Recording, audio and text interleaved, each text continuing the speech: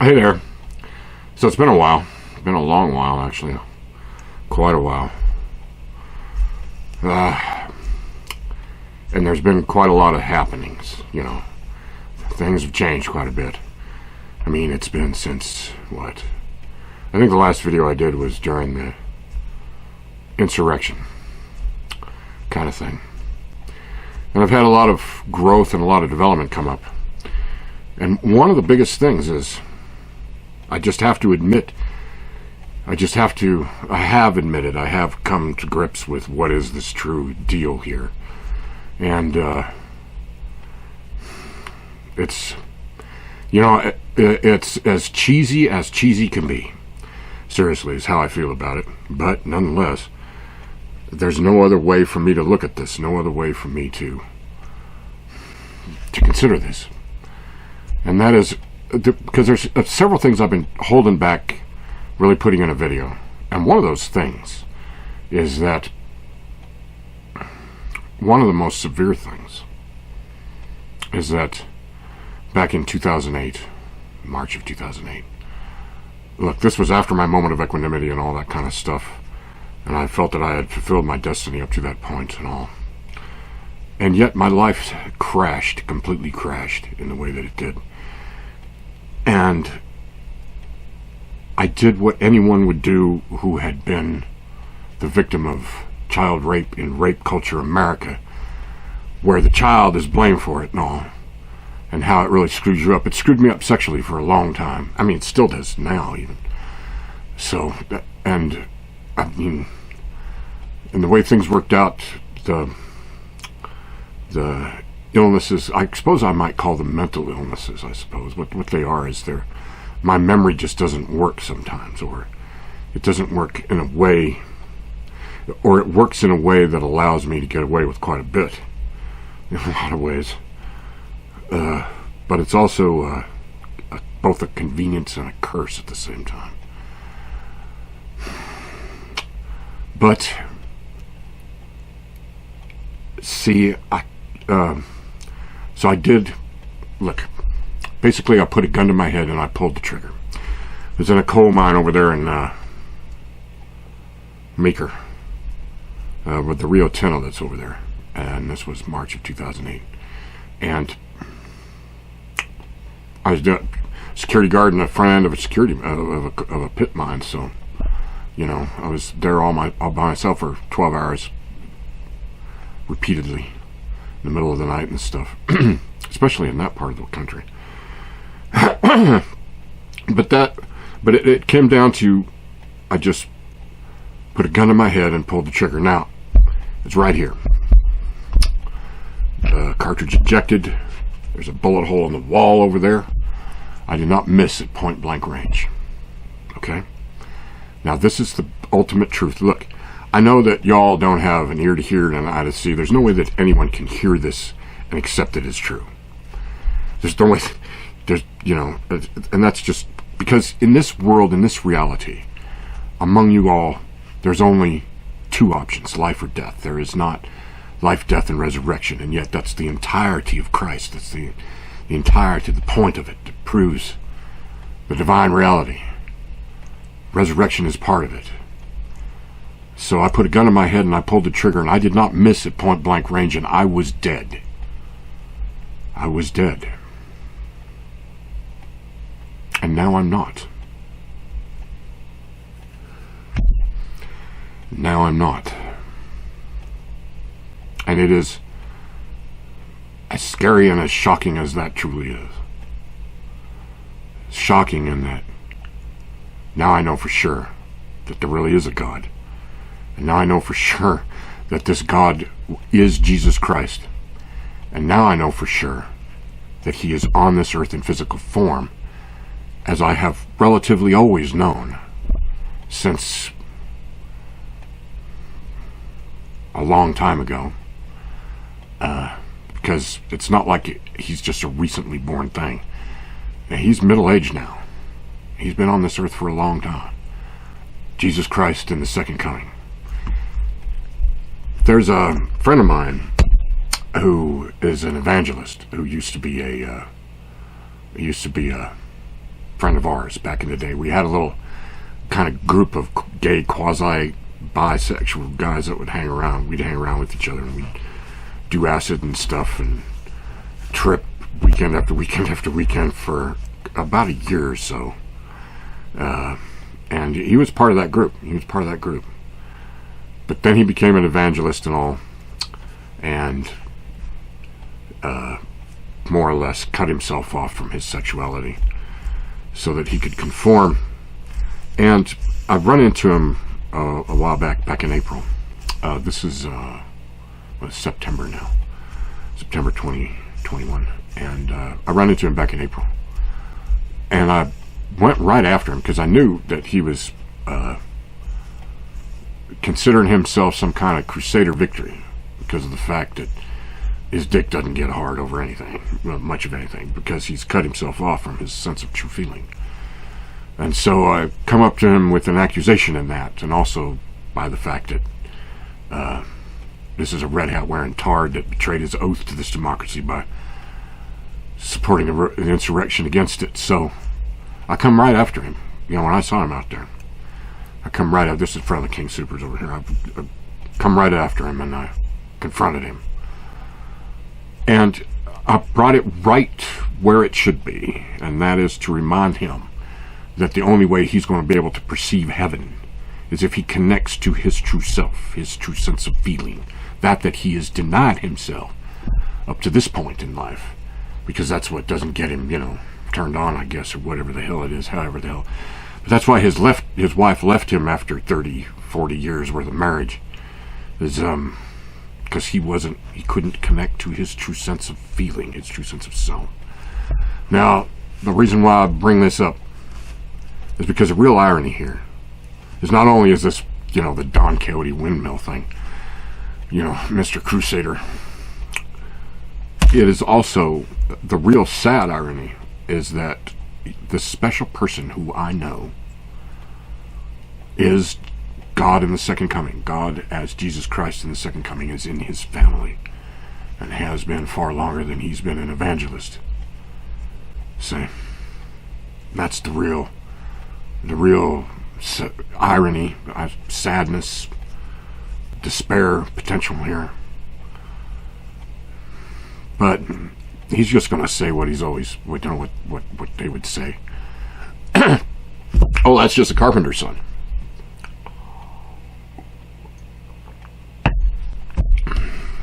But now everything makes sense, really. So what I'm really getting back to is I experienced resurrection. I did indeed. And there's just no other way. And it's the irony, the thing about it is, it's only that I know that is true. It's only for me. See, the world didn't experience it. Only I did. And I have no proof of any of it. Ain't that a fucking kick in the balls? But then again,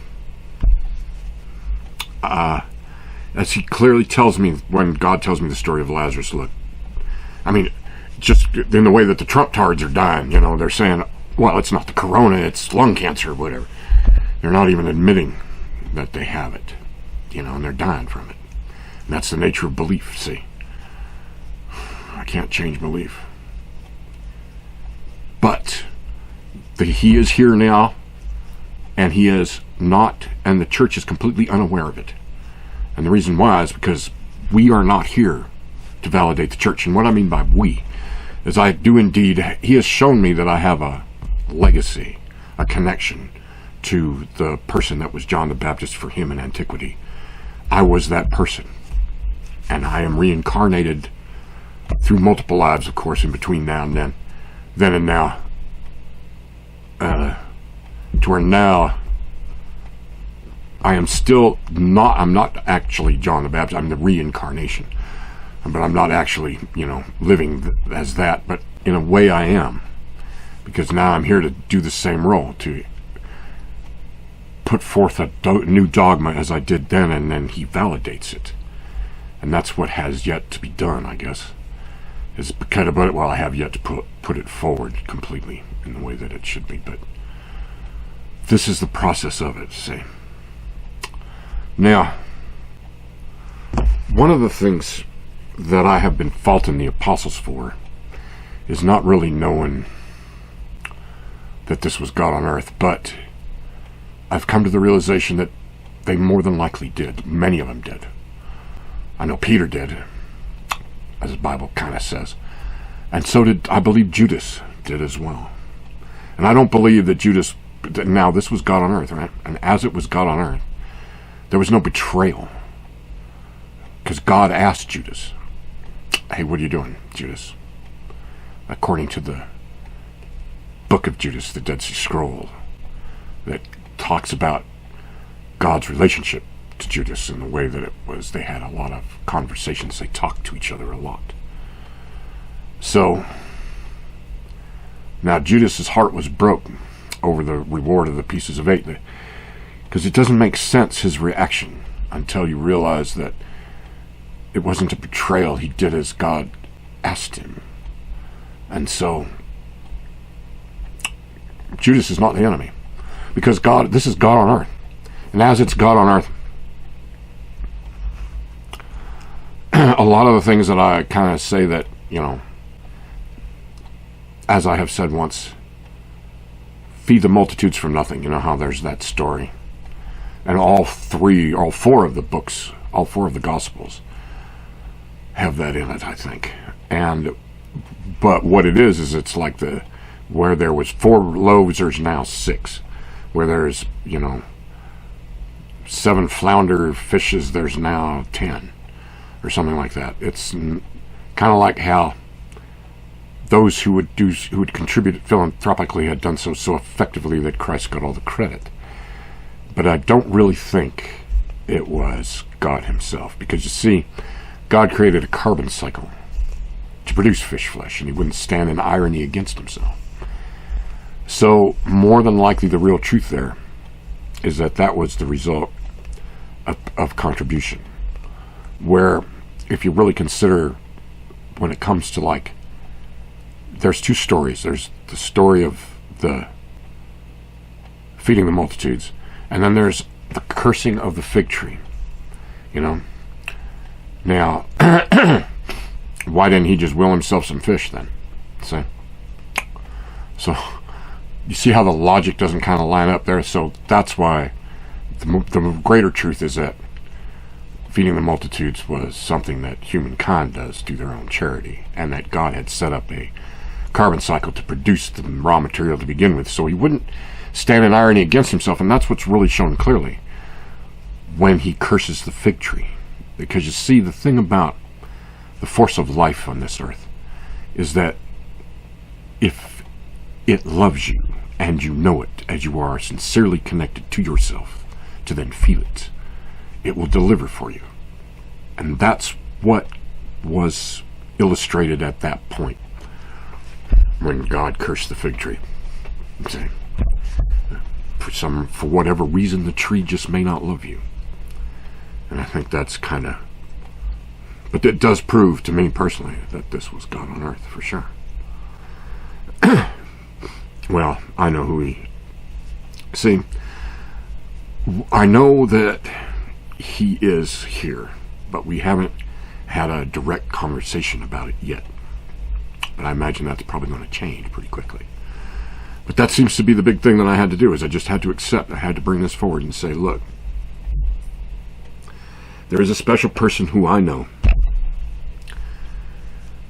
who, in a very sincere way that my heart connects to this world, there's a resonance within him that validates that as true in a way. So I know that this is God on earth. As that's my point, that's my purpose. Especially as the reincarnation of John the Baptist.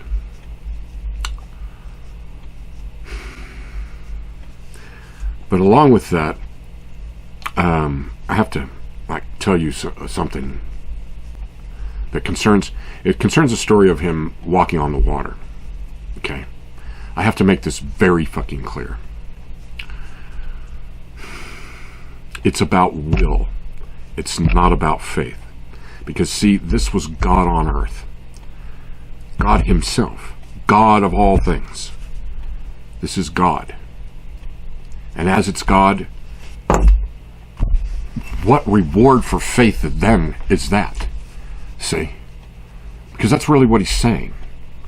Here there is structure that I may stand upon in defeat of the random, because the universe exists in satisfaction of my will upon it.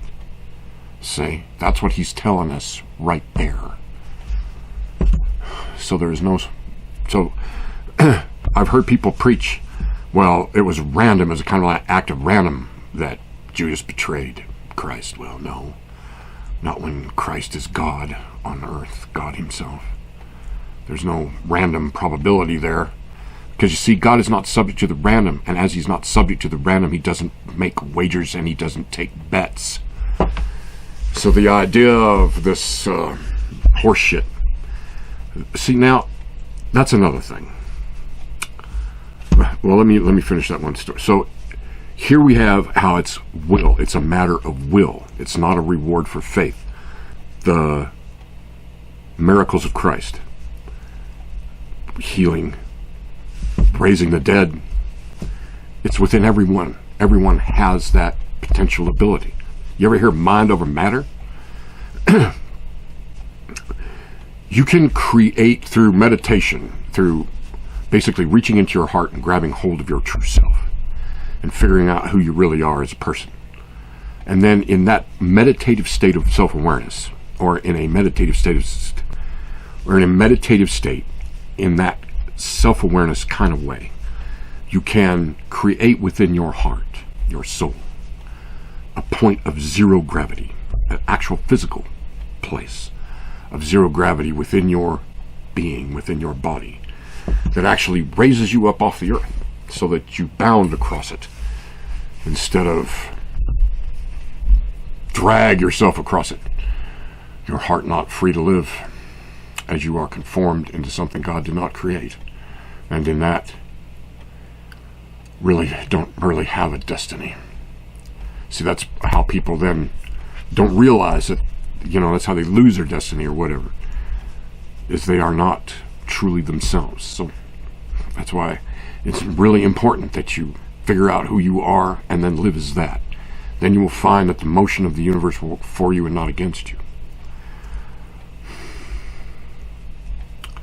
So that's the moment, that's the mission, the point of this compartmentalized state of consciousness is in that sense. And there is no antithesis to God's will here. There is no struggle. It is a process of creation. It is not judgment. It is not this from that thought logic. It's this with that thought logic. It's not discriminatory. So it's a matter of will that one can do the miracles of Christ. It's not a reward for faith. It's a matter of will. It's not an obedience to the church. It seems to be their biggest thing, especially this evangelist friend of mine. Seemed to think that it was the biggest thing for him. All that really mattered for him, it didn't matter if it's true or not, what truth is, what ultimate divine truth is. Doesn't matter what righteousness is. Doesn't matter what human decency and compassion is. The only thing that matters for them, who is now quickly becoming my enemy, the evangelist, is obedience to the church, to the laws of the church. Now, see, this is the biggest disservice that this church does humanity, is they have inaccurately called Christ the Son of God. And so when he's on the water, it's a reward for faith, and that's what then it becomes, is an endless series of judgment. But when it's God himself, it's a matter of will, which means you have the internal ability to do just that through an exercise of your own will, but not as a reward for, fasting and praying and doing all that other dumbass horse shit that the evangelist thinks is like to show that you're obedient to you're obedient to the church and not really obedient to any kind of truth. Because that's all that, well, there you have it. And so that's the disservice, that it is not known as God on earth, Christ. because it is God on earth. And as it's God on earth, and as he died a death on the cross to remove sin from the human experience, it's all sin for all time, no matter what you may believe. We lose the story of Christ now, and that will never change. It will be impossible to sin against God, humanity, human beings. Tell that to the Christians, though, and no, because now they don't have their platform by which to govern, see. And that's why God and I stand outside the church. That's why we do not validate this church. That's what it comes down to. And so that's what this is going to be about. Because you see, this is God in the second coming, so it's beyond justice now. See? Now it's restitution.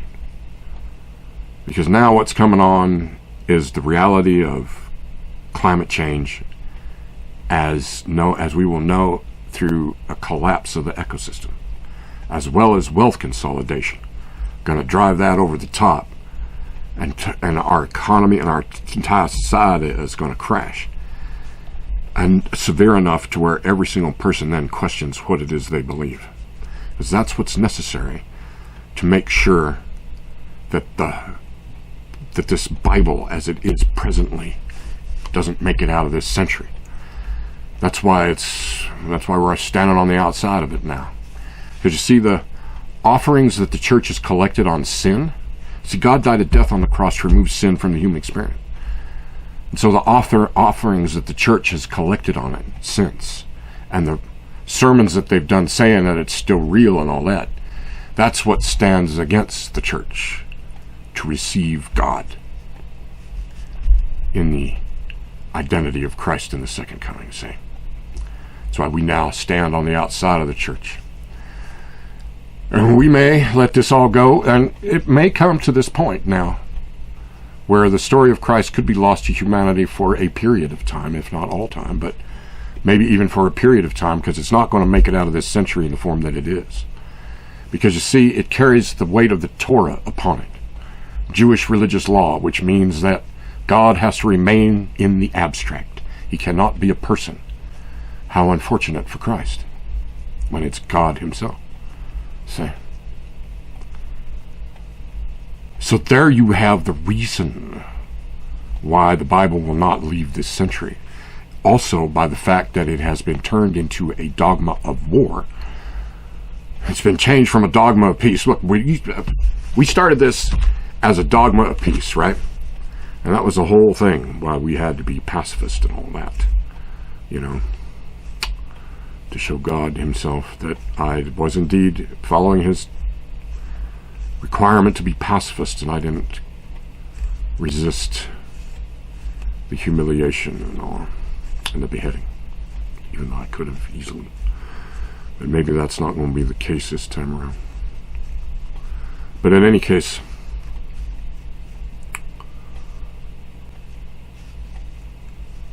that is the problem that the church has. That's why we're not in the church. We didn't bring this forward in the church. I'm not in the church, but I'm disenfranchised from it. The church is now, if there's ever going to be a crusade, it's going to be against the church itself, because see, that's what they've done. They have identified, see, humankind, the hominid mind, especially the this from that thought hominid mind, as you all are thinking with polarized brain, the left half and the right half, the day from night, right from wrong, good from evil. That's your whole experience. So you don't have, in this state of evolution, you don't have a platform by which to achieve enlightenment, even though that's what's necessary for us to move forward in the future. And that's what's going to be achieved when we get off the earth. And we do so through the support of science and all that kind of stuff. So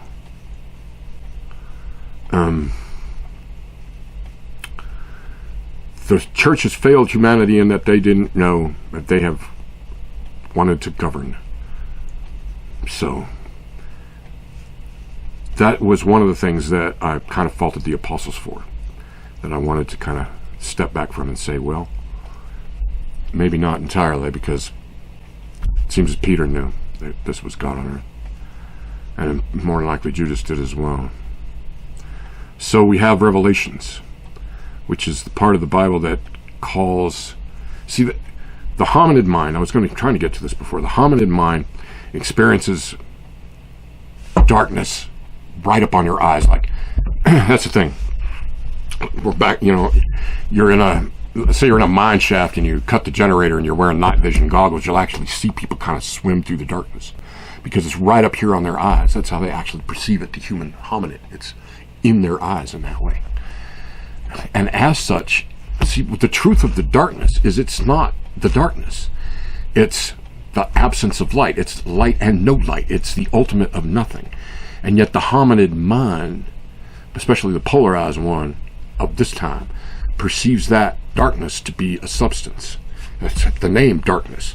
And if you ever consider how our culture kind of views the relationship between the dark and the light to be adversarial, or antithetical against each other, there's a struggle because everything in this world is a fucking struggle when the darkness is a substance.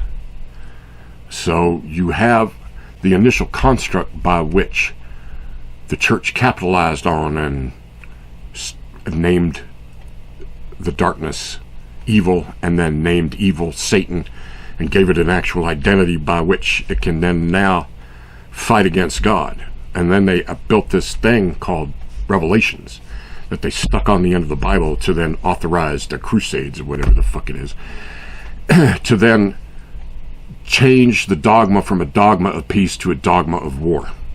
And that's what the Christian church is now. It is a church of war. It is not a church of peace. Its dogma is a dogma of obedience to governance. It's not a dogma of individual liberty, of one's individuality. And so this is it. This is the time of the second coming. But you see, there ain't gonna be no fucking rapture. And that's where we're at. So you know what there's going to be, though, is a complete complete ecosystem collapse. Because that's what's going to be necessary for this dogma to change. And for revelations, because we ain't, look, the Bible is not going to leave this century with the Old Testament attached to it and with Revelations attached to it.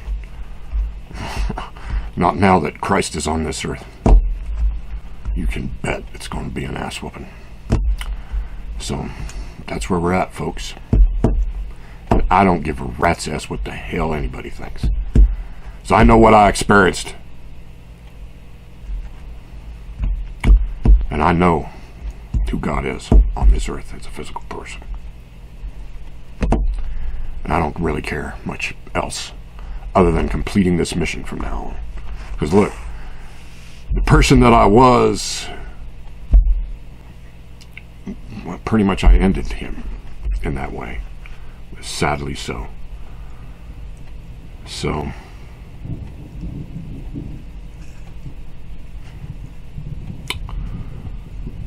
there's a lot yet happening.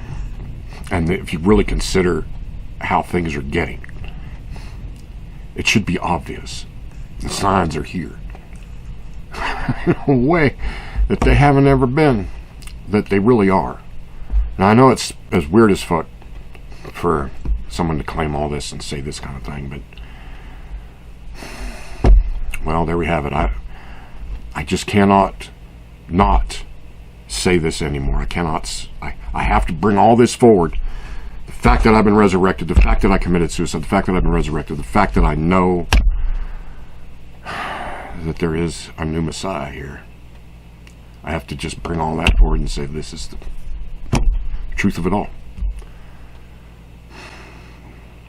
And as I say that, I've said it to a psychiatrist even, and the psychiatrist said, well, it's perfectly sane for me to conclude those things based on how, with the things I told her and all, and the conversations we had concerning this. I'm completely sane in this. Absolutely. So, it is what it is. I'll try to do some more videos here and make this a little more understandable, I hope. Sorry I haven't stepped up with it, but I've had a lot of changes in my personal life. And a lot of peace. A lot of peace has come into my personal life, and a lot of interactions that I didn't think I would ever experience. And it's still amazing me. I love this. So, yeah, I'm still living. And hopefully, I'll be able to bring this really forward. And I think things should be picking up pretty quickly in that respect. So, stay tuned, I suppose. Well,